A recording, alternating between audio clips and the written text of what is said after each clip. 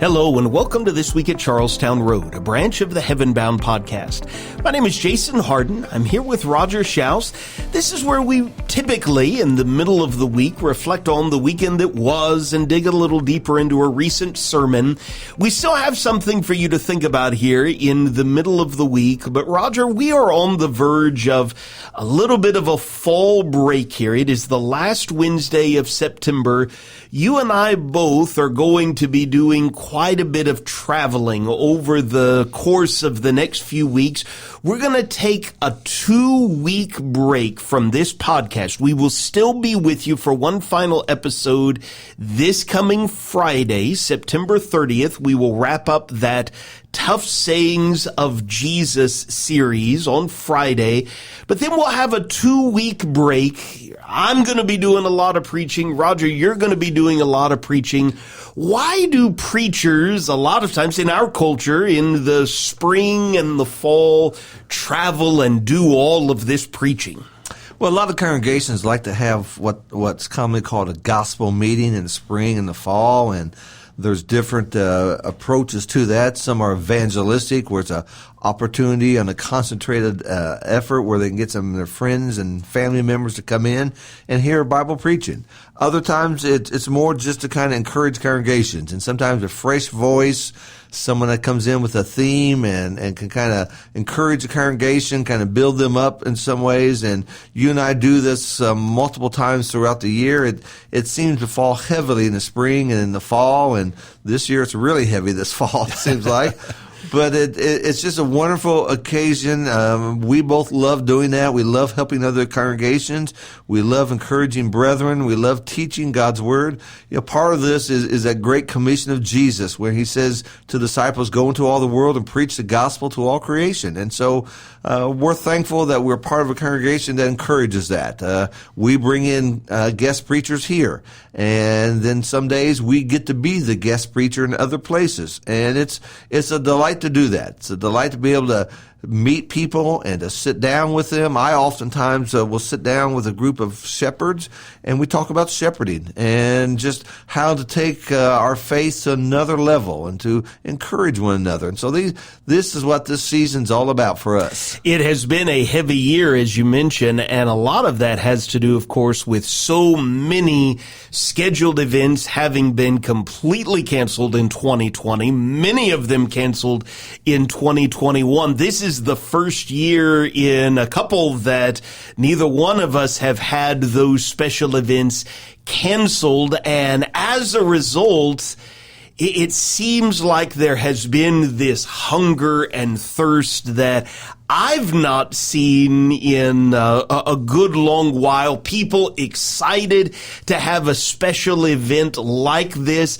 It reminds me of a passage we read here recently in our daily Bible reading, where in Acts 16, Paul hears from a man over in Macedonia, a neighboring region, and the plea is, "Come over to Macedonia and help us." And like you mentioned, we always appreciate it when guests are willing to come and help us, encourage us. It's like a nice shot in the arm, and we're excited to do that, Lord willing, in other places this fall. However, you, of course, have a very special event coming up in just about a week and a half, and I'll share some more of the details about that, what's coming up on Saturday, October the 8th. You were at Cane Ridge last October. You're excited to be at Cane Ridge a week and a half from now, Saturday, October 8th. I am sure there are members of our church family who have heard you talk about Cane Ridge. What is Cane Ridge? All right. Well, first of all, let's put it on the map. It's not far from Lexington, Kentucky. There is a little community called Paris, Kentucky.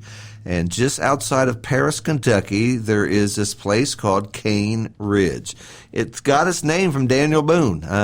This area is just rich in all kinds of history. And it was named that way because of all the cane that grew. And it was on a ridge. And what is remarkable about this, and what I'm so fascinated about, is there is an old log cabin church building that was built in 1791. The building still is standing. And there's now an outer structure around that building to kind of protect it. But in 1791, this church building was built. I have visited it so many times. And every time I'm there, I stand in that pulpit, look at all the log walls and the pews and say, wouldn't it be wonderful to preach here? Well, last year I got that opportunity, and it was just off the charts for me. And the folks there at Paris has invited me to come back. We're actually going to have a singing there, which will really be neat in that old log cabin. But the story behind this is what's so special.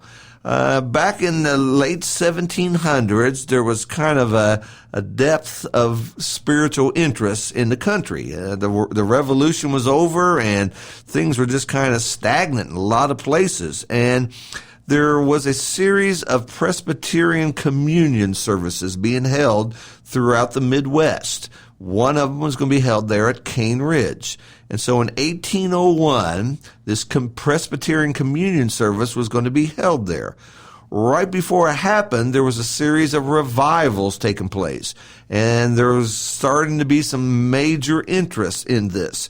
And people started getting excited about things. So in that August of 1801, at Cane Ridge, where folks were gathered for this Presbyterian communion service, estimates between 20 and 40,000 people. Wow. There are no highways. They came by wagon. They walked. They came by horse. The governor of Kentucky at that time was in the audience.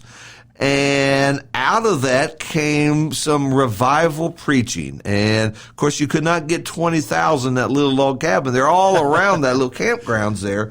But some very significant things took place as a result of that. And one of them that took place it sparked interest. And let's just getting back to the Bible. Paul Conkle, who's a Vanderbilt historian who wrote a book about this, he says that this revival at Cane Ridge arguably was the most important religious gathering in all of American history. Ignited the explosion of religion, which soon reached into nearly every corner of the American life. For decades, the prayer of camp meetings and revivals across the land was, Lord, make it like Cane Ridge. It reminds me more than any event in American history of one of the scenes I recently preached from in Acts 17, where those Jews in Berea eagerly examined the scriptures to see if what they were hearing were so. That sounds a lot like what was going on in 1801. It was. And what happened is, on the campgrounds, as the Presbyterians in that little log cabin were having a communion service, they had preachers from, basically we'd say every dog in town would stand on stumps and just preaching. But remarkably, most of them were not preaching their own particular brand. You had Baptists and Methodists, and they all just started preaching, let's just do what the Bible says. And that spirit caught on. And out of that, particularly when the main leaders, the Presbyterian minister by the name of Barton W. Stone, really started re-examining things. And one of the things that came out of this was, why do we have all these other doctrines and creeds that's not found in the Bible? Why can't we just do what the Bible says and do it alone?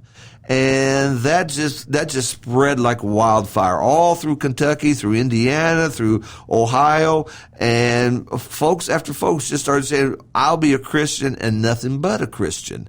And that spirit really just magnified and exploded through that. And so from that little movement and other independent movements going on at the same time rose what we call the Christian Church, Disciples of Christ, and Churches of Christ. They all come back in America from the same area, same place. And what it came from is just that desire to follow the Bible and nothing else. Now, through the years, the different groups have kind of splintered off in different directions. Some kind of gave up that spirit and started doing things that originally they wouldn't have done. They started following things that weren't in the Bible and started adding things.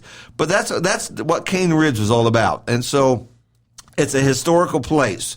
And it's a significant place because of what it represents and what came from that. And to imagine that little bitty log cabin back in 1791 still standing today and being such a historical starting place for that region, for simply, we're going to be Christians and nothing but Christians. We're going to follow nothing but the Bible. If it's not in the Bible, we're not doing it. And that attitude and that spirit of simply being New Testament disciples really is just remarkable. It's very refreshing to go back there and just to see that. This is where people began this, and this is what's so exciting for them. You know, one of the things that is always exciting to me and humbling at the same time is to think about, okay, who would I be? What would I be? Where would I be? Were it not for events like this in history? And I know, Roger, you love reflecting on that, the spiritual roots that we enjoy. Of course, we both always encourage people, listen, don't take our word for what we are telling you. Don't take any human's word. Let's be like those Bereans and examine the scriptures daily to see if what we're hearing in 2022 is so, if the spiritual legacy that we have inherited is so. But I've got to believe, I mean, where we are sitting right here on the Ohio River in southern Indiana, we would not be in the same environment. I believe in 2022, we would not enjoy many of the same benefits and perspective were it not for the hearts that were modeled at points like this. Specifically, just about 106 miles from where we're sitting. Absolutely. And what we see is just that spirit of just how important it is just to be disciples of Jesus. Three things came out of Cane Ridge that we just cannot miss. One of them was just the explosive growth that came out of that. Cane Ridge was 1801. That's when the revival was. By 1820, there was estimated to be 15,000 people following the New Testament and nothing else. By 1850, the number was over 250,000. So it's just rapid growth. And that spirit caught on. One of the things that came out of that was just simple New Testament preaching. And, before this, most of the men who were preaching in denominations had to be ordained by somebody. And there was a whole system that you had to go through, and you had to be approved and be licensed. Well, after Cane Ridge, farmers started just picking up the Bible, and whatever 2 or 3 people were gathered together, they just started preaching. And they understood, just do what the Bible says. You don't have to be ordained. You don't have to have all these people above you telling you and be licensed. And that just caught on. And so itinerant preachers everywhere started doing that. And then out of that also came the sense of individual responsibility. Up to this point, it was all about the church. Make sure you're at the right church, and make sure the church is doing this, and the church. And what the preaching came out of that, as Jesus had taught in the Sermon on the Mount, is your relationship, your walk with the Lord. How important it is that you do what these things are. And that just flipped things upside down. I mean, here in southern Indiana, very area that we now are in right now, whole systems of churches, sometimes 10 at a time, would flip over and just say, we're renouncing our names, and we're just going to be called Christians, and we're just going to follow the Bible, and we're going to get rid of all these creeds, all this stuff that's not in the Bible. And it's just remarkable how fast and how far-reaching those things went with that. So Okay, it is one thing to hear about what happened historically, and of course we'll highlight again at the end of our episode this special opportunity to come and learn a little bit more right there on the grounds. If someone wanted to learn more about this, are there any particular books or websites, resources that you would recommend that would be a good jumping off point into deeper water? There is. There's just been so much scholarly work done on the Cane Ridge Revival. That's C-A-N-E, Cane Ridge. And when you look at that, there's just a whole bunch of books on this. If you just type in on Google or something, Cane Ridge Revival, there are some very well-written documents that talk about that. Some people drawing some pictures, what they think that revival would have looked like. Again, just a wealth of information about that. There are a lot of books on the market that are still in print about this, because this was such a huge turning point religiously for the country. I mean, the country was kind of drifting away. After the American Revolution, England quit sending us Bibles. They didn't care about us anymore. And so, there was a period of time where the Puritan religions, the very reasons why our pilgrims and our forefathers came to America to escape religious persecution in Holland and England, that was dying out. And America was becoming very secular quickly. But these things brought things back to where it should have been. And that spirit was very exciting. And as you can tell, I can just talk about this all day long. That's all right. I love this. So many great stories come out of this. So many significant things that come out of this. Now, just for case in point, if you ever get to go over there to that area, I would encourage you to go and visit that. There is a cemetery there, and Barton Stone is buried there. Barton Stone was the leading preacher of that area that led that revival. But in that cemetery, there's a stone of a man by the name of John Rogers. And on his gravestone, it says he was associated with the Churches of Christ in 1807, if I remember right, 1807 or 1809. Now, why is that important to us? If you go to Google and you Google up Church of Christ, the common definition that's given there in encyclopedias is that the Church of Christ was started by Alexander Campbell in the 1830s. Well, in 1809, when this guy died, and it's written on his tombstone, Alexander Campbell was a teenager in Ireland. He wasn't even here yet. And we go biblically, in Romans 16:16, the Apostle Paul says, the churches of Christ salute you. So that is a scriptural, biblical name. It was not something that some preacher in America thought of and made up himself. What makes Cane Ridge so unique and so rich is that people from several different veins, independent, not having communication like we have today, not having podcasts and blogs and Twitter and all this stuff, Facebook, separate, not even knowing each other, coming to the same conclusion. Why can't we just follow the Bible and nothing else? And so you had guys in southern Kentucky thinking that way, guys around Cane Ridge thinking this way, guys in Virginia thinking this way, all about the same time. And what they came to this conclusion is we're just going to be Christians the way it was originally. We're going back to the primitive way in which Christ gave us these things. And just do it what Jesus said. And by doing this, they lopped off hierarchies that a lot of these churches had built. They lopped off a lot of things that churches were doing that had nothing to do with what the Bible taught.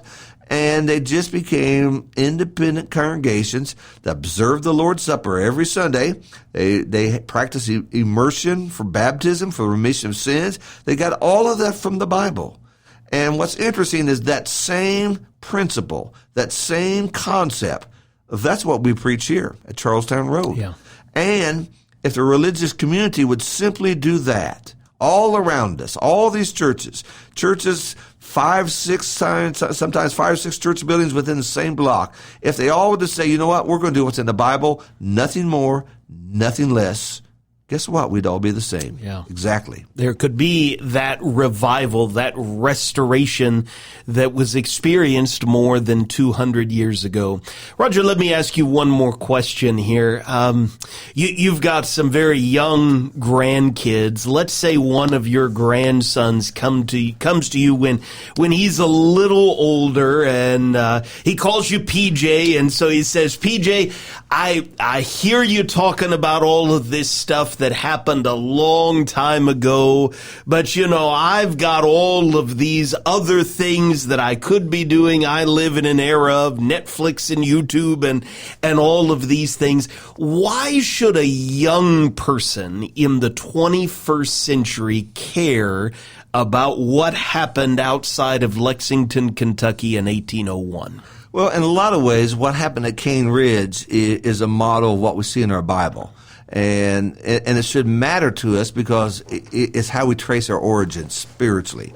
And so out of this, we had this mess religiously in America, and out of that came this central voice of we're going to be Christians and nothing else. We're going to follow the Bible and nothing else. And that's really what Jesus came. Jesus came into a world in the first century that was a religious mess. You had Pharisees and Sadducees, and they were not on the same page. You had all kinds of hypocrisy going on. And what Jesus simply said, let's do the will of my Father. And so that spirit of restoration, we can see that in the life of Hezekiah or Josiah and some of those early kings in Judah. And what they did was simply, let's get rid of all these idols. Let's get rid of all this junk that's not approved by God. And let's just do what the law says. Let's do what God says. So that spirit of restoration is really a biblical concept. It's what we should all be about, is that we don't want to be new and innovative, cutting edge. We don't want to go boldly where no one's ever gone before. That's Star Trek. That's great for space. But when it comes to religiously, it's follow the leader, and the leader is Jesus. So Cane Ridge reminds us, okay, how did it happen here? How did these restoration churches come about in America? They came about from a group of men who at the time were practicing different religions. And they looked at their Bible and they wondered, why are we doing this? Why do we have the Bible plus this creed book? Why do we have the Bible plus these bylaws? Why can't we just do the Bible? And one by one, they started going back to that. And that's what we're trying to do even today. Just go back to the Bible, nothing else. If you were to ask us here at Charlestown Road, can we have a copy of your creed book? We'd say yes, and we'd hand you a New Testament. That's what it is. Do you have a policy book? Yes, it's the New Testament and nothing else. Well, do you have some bylaws? We certainly do. It's the New Testament and nothing else. That's the spirit that came out of Cane Ridge. That's the spirit of Jesus. And that's the spirit all the way back through the Old Testament. All right. So, hopefully some interest has been piqued. Even if you're not able to join Roger in a week and a half, you've learned a little bit more, maybe given a few markers to do a little bit more research. But Roger, as we've been mentioning, you're excited for Saturday, October the 8th. You mentioned the singing. The singing is on Saturday at 10 o'clock in the morning. And then the plan is for you to have a lecture that begins at 11 o'clock a.m. Can you give us just a thumbnail sketch of what that lecture will be all about? Well, last year when I first spoke there, we talked about the history of the building and what happened at the revival.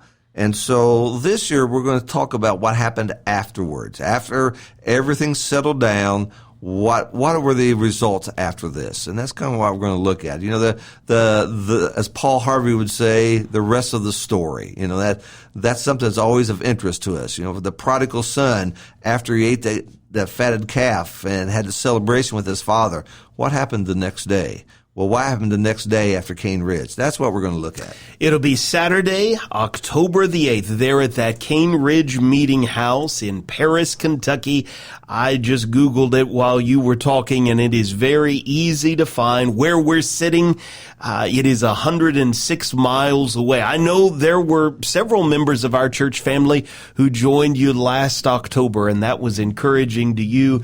I know this will be an encouraging Saturday as well.